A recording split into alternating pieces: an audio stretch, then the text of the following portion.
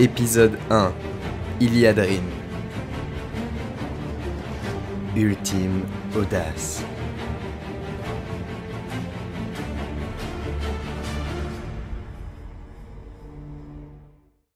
Dans l'épisode précédent, vous avez décidé d'avoir un ami bibliothécaire, de pouvoir donner vie aux élémentaires, de vous trouver dans le port et de rester vigilant. L'épisode peut maintenant commencer. C'est une journée magnifique. Vous en profitez pour admirer l'immensité de l'océan, depuis les quais du port. Vous marchez. L'air marin, mêlé au parfum des différents étalages de la cité d'Iliadrim, vous réconforte. Autour de vous, les passants vont et viennent, le sourire aux lèvres. Cette année encore, les festivités s'annoncent grandioses. Ce soir, un grand spectacle d'ombre et de lumière est prévu au centre de la cité. Les disciples des deux facettes de la pierre du clair-obscur s'affronteront pour l'événement. Vous vous reposez quelques minutes sur un banc en songeant à votre périple. Cela fait plus de 2 mois que vous voyagez à travers les Darions. Ce continent est formé de grandes campagnes fertiles et de villes aux architectures imposantes.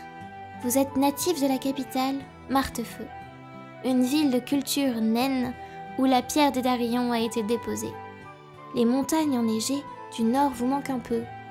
Vous repensez à votre mentor, une mage respectée du nom de Mélopée. Elle vous a tout appris. Mais ici sans elle, vous vous sentez perdu. Car après tout ce temps, vos recherches restent infructueuses. Votre guilde, les héritiers des savoirs, vous ont envoyé sur la piste d'Ignisae, le manuscrit originel contenant les secrets du feu. Dans votre enfance, on vous racontait les légendes qui entourent l'ouvrage. Une nuit, il se trouvait au cœur d'un volcan. Le lendemain, il était gardé par les Noiraudes, des êtres de poussière qui y vouaient un culte. Et le surlendemain, il se cachait dans l'estomac d'un dragon endormi depuis des millénaires. Peu importe, pour le moment, le livre est perdu. Selon Mélopée, il existe un lac où la nature rêve, à l'est des Darions.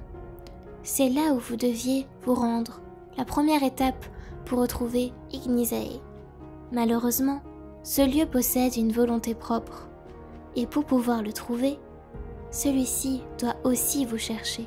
Sur ces paroles empreintes de mystère, et juste avant votre départ, les sages de votre guilde vous ont lu un poème parlant du lac. L'énigme prend place au cœur des cieux.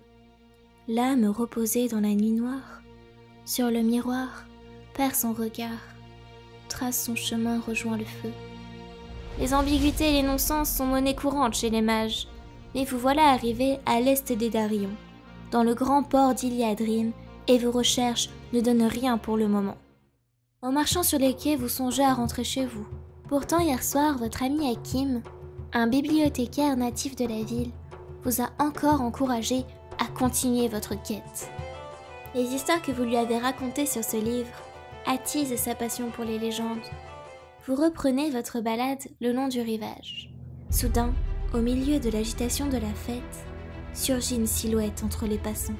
En une seconde, vos mains entrent en contact avec cette ombre sortie de nulle part.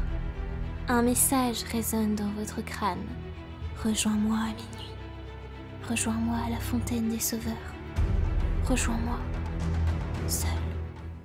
Presque agenouillé, vous prenez quelque temps pour vous remettre de cette sensation désagréable. Tout est allé très vite, mais vous avez tout de même distingué un symbole, un ornement au dos de sa main.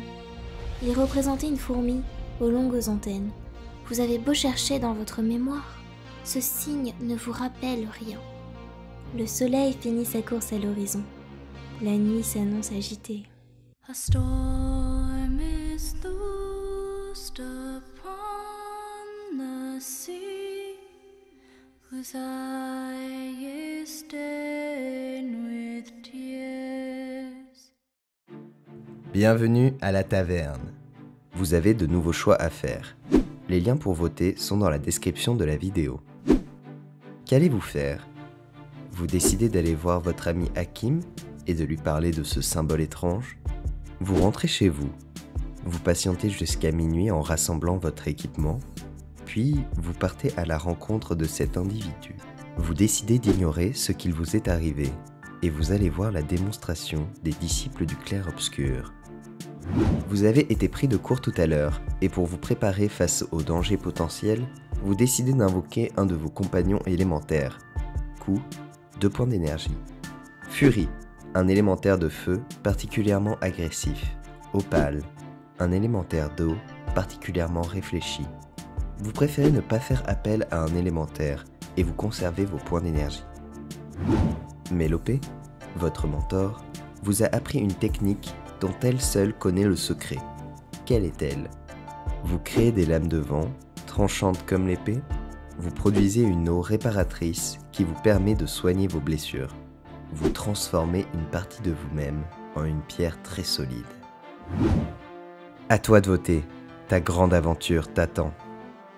Mets un like si tu as aimé la vidéo, partage ce contenu autour de toi pour faire connaître cet univers et abonne-toi pour poursuivre ton aventure.